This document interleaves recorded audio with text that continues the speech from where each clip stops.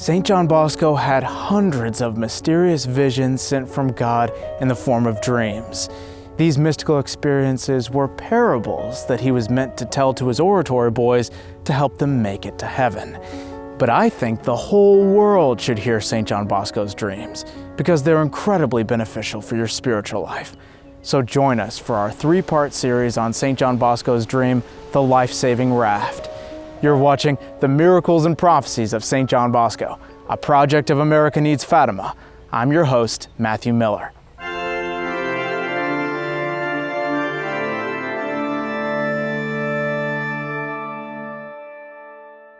On Monday evening, on the first day of 1866, Don Bosco narrated the following dream. It seemed that I was not far from a town that looked like Castelnuovo di Asti, but it wasn't. The boys of the Oratory were merrily playing in an immense plain. Suddenly, water encroached upon the edges of that plain, and we realized we were surrounded by a flood which advanced towards us. The swollen Po River had overflowed, and with immense destructive torrents, it was coming right for us. Overcome with terror, we ran for a large isolated mill which had walls as thick as those of a fortress. We and our dear dismayed boys stopped in the courtyard of the mill. But as the waters began to seep into that area too, we were all forced to retreat into the house and move into the upper rooms. From the windows, we could see the extent of the disaster. From the Superga hills to the Alps, where we could usually make out meadows, cultivated fields, and woods and farmsteads, we could no longer see anything but an immense lake. As the water rose, we climbed from one floor to the next till we reached the highest floor. By the time we got to the top, we lost all human hope of saving ourselves. I encouraged all my boys to confidently commend themselves into the hands of God and the arms of our Blessed Mother Mary. But the water had already almost reached the top floor of the mill. Then our fright was universal. We saw no other means of escape until a very large raft in the form of a ship floated near us out of nowhere. Everyone was breathless and wanted to be the first to take refuge in the raft, but no one dared because it couldn't come close enough to the house, being prevented by a wall a little taller than the water level. So we had to walk on a long, narrow tree trunk to board the raft. But this task was difficult because one end of the trunk rested on the raft that rose and fell with the rolling waves. Getting up my courage, I crossed over first. To help the young men move calmly from the mill to the raft, I assigned some clerics in the mill to help the boys leave it, and I had other clerics on the raft side who could help those arriving. After a while, the priests found themselves so tired that they were falling down with exhaustion. To my surprise, I saw that those who stepped in to relieve them met the same fate. Amazed, I too wanted to put myself to the test to see what was happening, and soon I felt so exhausted that I could no longer stand either. Meanwhile, many eager young men, either fearing death or wanting to show off their courage, found a wooden plank long enough and a little wider than the tree trunk, and with that, they made a second bridge to the raft. Then, without waiting for the help from the clerics and priests, they rushed across it, not heeding me when I cried out to them to wait. "Cease, cease, or else you will fall," I shouted. But many lost their balance before they reached the boat. They fell and were swallowed by those murky and putrid waters, never to be seen again. Even their fragile plank sank with those on it. A quarter of our young men fell victim to this attempt. Once I realized that the flood had risen above the dividing wall, I was able to push the raft closer to the mill. At this point, Don Caliero stood with one foot on the mill's window ledge and the other on the raft's edge. He offered a hand to help the remaining young men safely jump into the raft. Even so, not all the young men were saved. A number had ascended to the mill's attics and from there to its roof. There they clustered tightly on the ridge while the flood, which had continued to rise without stopping, was already covering the eaves of the roof. But with the water had also risen the raft. So I shouted to the group, recommending that they pray heartily, be quiet, and go down the roof to the raft together, gripping one another's arms so they wouldn't slip. They obeyed, and as the side of the raft reached the eaves, this group also made it aboard, aided by their companions. Once on the raft, we found baskets holding many loaves of bread. When all were safely in the boat, we were still uncertain of escaping that danger. I took command as captain and said to the young men, "Mary is the star of the sea. She doesn't abandon those who trust in her. Let us all place ourselves under her mantle. She'll rescue us from perils and guide us to a calm harbor." So we allowed the waves to control the raft, which floated excellently and moved away from that place. Propelled by the wind, the rushing waves pushed the raft with such speed that we clutched one another so as not to fall. Having quickly covered a great deal of distance, the boat suddenly stopped and spun round and round with extraordinary speed so that it seemed as if it would sink. But a violent gust of wind pushed it out of this whirlpool. The raft then resumed a more regular course.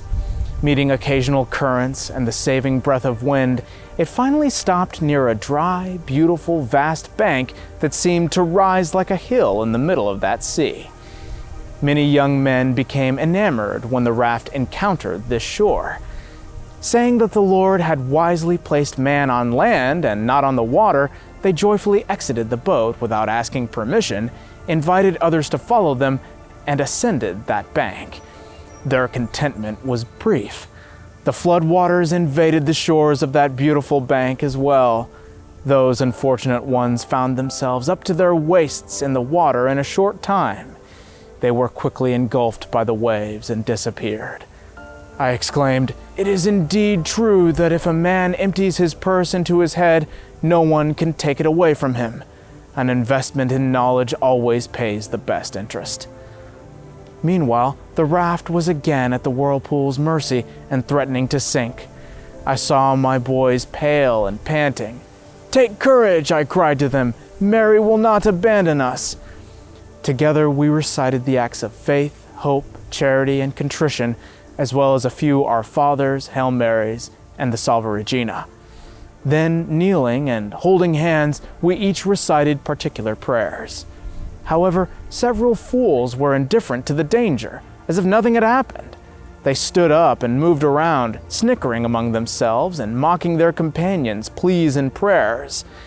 The raft came to a sudden halt and spun rapidly, and a furious wind whipped those wretches into the waves. There were 30 of them, and nothing more was seen because the water was so deep and muddy. We sang the Salve Regina, and more than ever, we heartily invoked the protection of the Star of the Sea. After that last episode, calm ensued. But like a big fish, the raft kept moving on without us knowing where it would lead us. On board, we were engaged in a continual rescue effort, doing everything possible to prevent the young men from falling into the waters and to save those who did fall overboard. Some leaned carelessly over the raft's edge and fell into the water. Some boys were shameless and cruel and called others to join them near the raft's edge, where a wave would jostle the raft and throw them overboard. Therefore, the priests prepared strong rods, large lines, and hooks of various kinds to retrieve those that went overboard. Some of the clerics attached the hooks to the rods and distributed them. Others stood in their assigned places with their rods raised, their eyes fixed on the waves, and their ears attentive to any cry for help. When a young man fell, the rods were lowered and the castaway grabbed the line, or else he was hooked by his belt or clothes and was thus rescued. The clerics then watched all around the raft's sides to keep the significant number of boys back from the edge. I stood at the foot of a tall mast at the center of the raft, surrounded by many boys, priests, and clerics who carried out my orders. As long as they were docile and obedient to my words, all was well and we were quiet, content, and secure. But quite a few began to find the raft uncomfortable, and they feared the voyage was too long.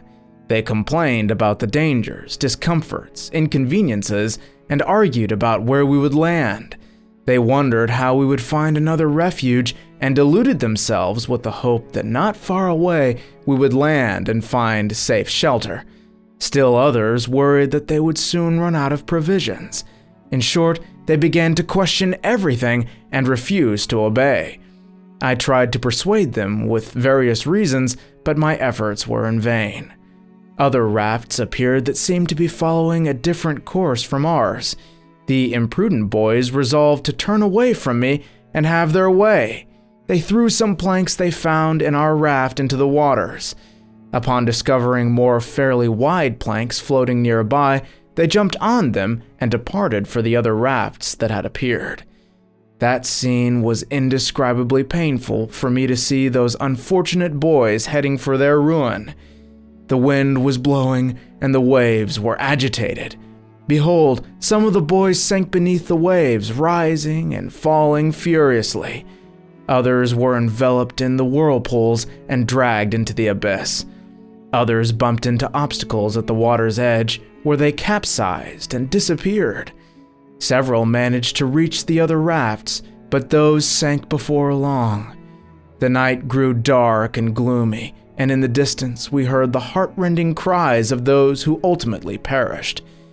Because all were shipwrecked, I thought of these words: "In the sea of this world, all shall perish who are not aboard this ship, Our Lady's ship, that is, the ship of Mary Most Holy." The number of my dear children was significantly reduced. Nevertheless, we continued to trust in Our Lady. After the dark night, the ship finally entered a very narrow strait between two muddy shores covered with bush, large rocks, pebbles, poles, firewood, broken planks, masts, and oars. We could see tarantulas, toads, snakes, dragons, crocodiles, sharks, vipers, and 1,000 other filthy animals around the boat. Above were weeping willows, the branches of which hung over our boat. Above the willows stood large cats, chewing pieces from human limbs. Many ape-like creatures hung from the branches and tried to touch and snatch the boys, but the boys squatted low and dodged those snares. Here we saw with horror the poor companions who had been lost or deserted us. After their shipwrecks, the waves had thrown them upon that beach. Some limbs had been torn to pieces by the most violent impact against the rocks. Others were buried in the marsh, where only their hair and half an arm could be seen, and someone's back protruded from the mud farther on. Elsewhere, some corpses floated entirely visible. Suddenly, a young man from the boat cried out, "Here is a monster devouring the flesh of so-and-so." He repeatedly called that wretch by his name, pointing him out to his bewildered companions. Another spectacle presented itself to our eyes. A short distance away rose a gigantic furnace in which a great fire was blazing. Human forms appeared among the flames. We could see feet, legs, arms, hands, and heads now rising and then descending in those flames in the same chaotic manner as a pot of stew when it boils. Observing this ghastly sight, we saw many of our pupils and were startled. Above that fire was a great lid on which were written these words in large letters: the 6th and 7th commandments. Nearby, we saw a vast, tall outcrop of land with numerous haphazardly growing trees. Many of our young men were still moving, having either fallen into the waves or strayed on purpose during our voyage. I went ashore, paying no heed to the danger. I approached and saw that they had their eyes, ears, hair, and even their hearts filled with insects and filthy worms, which were gnawing at them, causing them great pain. One of the young men suffered more than the others. I wanted to approach him, but he fled from me by hiding behind the trees. I saw others who opened their shirts and showed their bodies were wrapped with snakes. Others had vipers on their chests. I pointed them all to a spring from which fresh, abundant mineral water poured. Whoever went to wash in it was healed instantly and was able to return to the boat. Most of those unfortunate ones obeyed my invitation, but some refused. I ended my appeal to them and turned to those who had been healed. Then they followed me confidently at my urging, and the monsters all withdrew. Then, as soon as we reboarded the raft, we were propelled by the wind, and it exited that strait and soared into a boundless ocean. Mourning the sad fate of our companions, we began to sing the hymn, "Praise Mary, O faithful tongues," in thanksgiving to the great Heavenly Mother for having protected us until that moment. As though by Our Lady's command, the raging of the wind miraculously ceased, and the ship began to glide swiftly over the calm waves with an ease I can't describe. The raft seemed to move forward at the mere encouragement that the young men jokingly gave it by pushing back the water with the palms of their hands. A rainbow appeared in the sky, more marvelous and varied than the aurora borealis. Passing by, we read the word Meduum, written in large letters of light, but we didn't understand its meaning.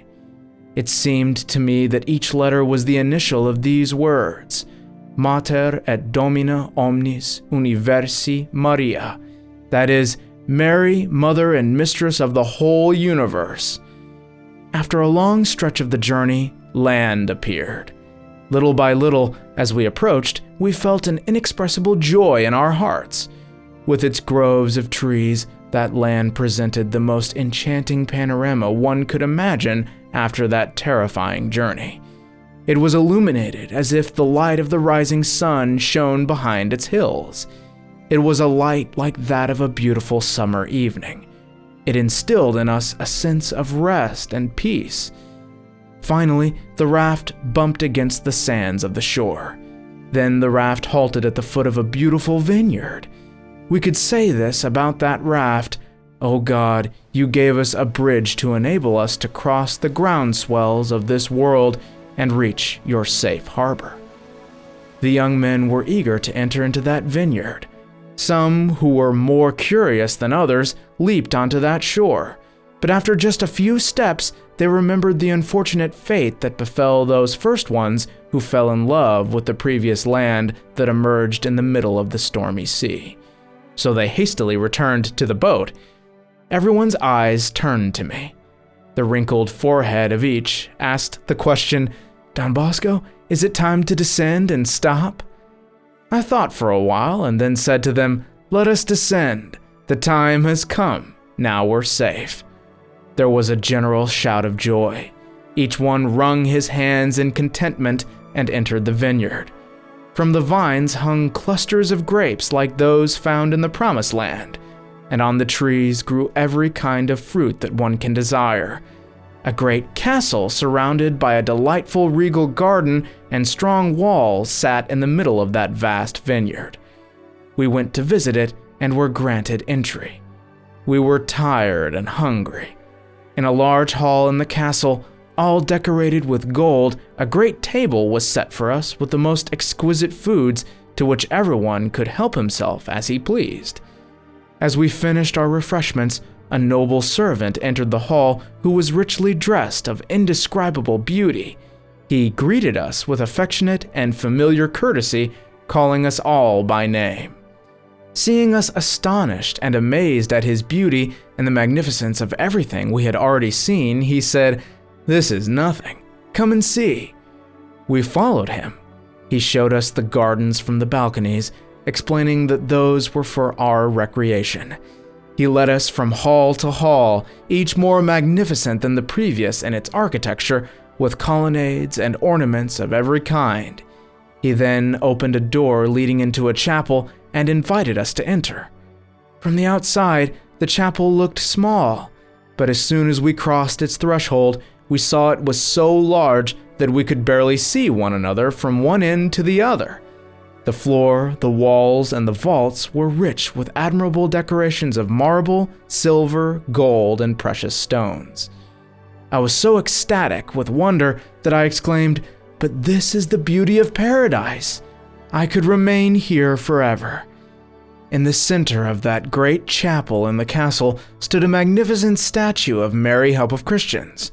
I called all the boys who had scattered here and there to examine the beauty of that sacred statue. The whole multitude went before it to thank the Heavenly Virgin for the many favors she showed us. Here I noticed the immensity of that church, for all those thousands of boys seemed like a small group occupying the center of the chapel. While the boys gazed at that statue, it suddenly seemed to come alive and smile. "Our Lady moved her eyes," exclaimed some. And indeed, Blessed Mary turned her maternal eyes with overwhelming goodness upon those young men. Shortly afterward, they gave a second shout. "Our Lady moved her hands." Indeed, slowly opening her arms, she raised her mantle as if to welcome us all under it. Tears flowed down our cheeks. "Our Lady moved her lips," said some. There was a deep silence at first, then Our Lady opened her mouth and, in a silvery, smooth voice, spoke to us. "If you will be loving children to me, I will be your loving mother." At these words, we all fell to our knees and intoned the hymn, "Praise Mary, O faithful tongues." Our harmony was so solid and polished that I was overwhelmed by it. I awoke, and thus ended my vision. Do you see, my dear children, in this dream, we can recognize the stormy sea of this world. Suppose you will be docile, obedient to my words, and not listen to evil counselors. In that case, if we spend our lives trying to do good and avoid evil, if we have overcome all our bad tendencies, we will finally arrive at a safe shore at the end of our lives. Then a messenger will come to meet us, sent by our Blessed Lady. In the name of our good God, to refresh us from our labors, the messenger will introduce us into the royal garden, paradise. It is God's most loving, divine presence. But if you do the opposite of what I preach to you, you will end up in a tragic shipwreck if you decide to follow your way and ignore my advice. Later, in private, Don Bosco gave a more specific explanation of this dream concerning not only the oratory, but also the Salesians. The plains are the world. The water threatening to drown us in the dream represents the world's dangers. The vast flood signifies vices, unholy sayings, and persecution against all that is good. The mill represented an isolated and quiet place, but one that was nonetheless threatened, and the house of bread was the Catholic Church. The baskets of bread were the Holy Eucharist, serving as viaticum for sailors. The raft represented the oratory. The tree trunk that formed a bridge from the mill to the raft was the cross, that is, the sacrifice of oneself to God with Christian mortification. But the plank that the young people tried to add as a more accessible bridge to enter the boat represented the transgression of the rules.